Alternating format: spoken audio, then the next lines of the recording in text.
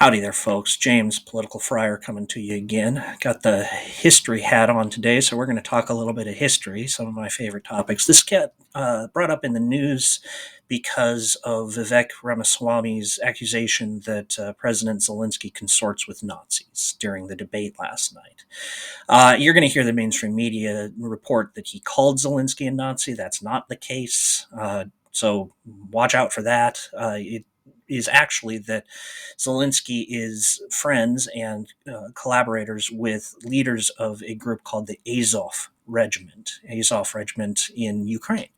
And the Azov Regiment refers to area of Ukraine in the south along the Sea of Azov, where they fought a battle against the Russians in 2014. The Russians' first invasion of Ukraine happened when they seized Crimea and started attacking Ukraine from the east. And part of that campaign was to take a city called Mariupol in southern Ukraine to try to secure Crimea's water resources. And in opposition to the Russians, emerged a militia, basically a number of Ukrainian civilians who armed themselves and went and fought a battle with Russia and stopped them. They actually won. They became national heroes for defending Ukraine, but unfortunately, they defended Ukraine under some unfortunate symbols. See, the Azov Regiment adopted a number of Nazi symbols for itself. The Azov Regiment soldiers would wear the two thunderbolts of the SS. They would wear the death's head of the Gestapo. They adopted these symbols not because they're Nazis, but because they're Ukrainian nationalists. And how did that happen? Well, that's why this is a history talk instead of a politics talk, because you got to look at the history to see how we got there. Let's put a pin in this, though. Nazi iconography is never okay to wear. The Azov Regiment was wrong to go to battle using those symbols, and actually has stopped after they were called out for it during this current conflict. They have abandoned all of the German symbols that they were using before, and the reason why is because they were never really Nazis. This is a case of the enemy of my enemy is my friend. So let's tell the story. It starts in World War I, as so many things today do, where the German Empire penetrated deep into Ukraine during 1916 and 1917, and they were aided by Ukrainian nationalists, Ukrainians who did not want to be a colony of Russia, because that's what Ukraine has been for hundreds of years. It's been a colony of Russia. And the nationalists in Ukraine responded like pretty much everybody who's been colonized, at least some of them, by resisting. Well, when the Germans showed up and said, "Hey, we're here to kill Russians," the Ukrainians said, "Hooray, we are too." And they worked together until the Germans were defeated in 1918. Another odd thing happened before then, though. In 1917, the Russian Revolution kicked off, and this provided a power vacuum in Ukraine. See, even after the Russians were defeated, the Ukrainian nationalists were still there. So the Germans were defeated. When the Germans went home, Ukraine was independent, effectively, from 1918 to 1922. Ukrainian nationalists fought the Soviet government, and they used the German weapons left over for them to do it. And they had German support in doing it, and they saw the Germans as their benefactors. And the German symbology was used during the conflict. Now, eventually, the Ukrainians were crushed by the Soviets, but the idea of Ukrainian independence wasn't crushed. In fact, it was alive and well.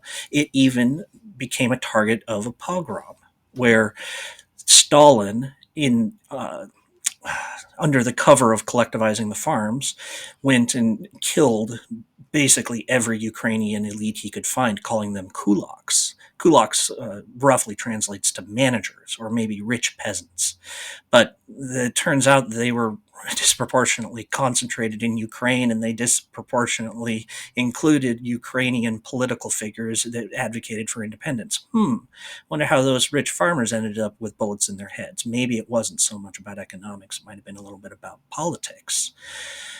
But Even with that, the idea of Ukrainian independence didn't go away. And in the 1940s, when Ukraine was mostly conquered by the Nazis, Ukrainian independence advocates showed up again. And they adopted Nazi iconography because the Germans were the enemy of their enemy. And the hundreds of thousands of volunteers fought for the Nazis. The Ukrainian volunteers went and prosecuted the war against the Russians. It was a colonial war for them. It was a war of independence. It's a nationalist war, and they ended up adopting some of those nasty symbols. But it's not that they believed in those things, or at least that wasn't their main reason. Their main reason was to try to fight the colonial power in Russia. And they were crushed, of course, after the Russians ended up coming back and winning the war. But again, the idea of Ukrainian independence didn't die. And come 1990, and 91 rather, when the Soviet Union is falling apart, is dissolving, Ukrainian independence popped up again and actually became real, or at least sort of real. Ukraine declared independence anyway, and the Russian Federation promised not invade them, and the United States and Great Britain promised Ukraine that it would be independent if it gave up its nuclear weapons, and so all of that happened.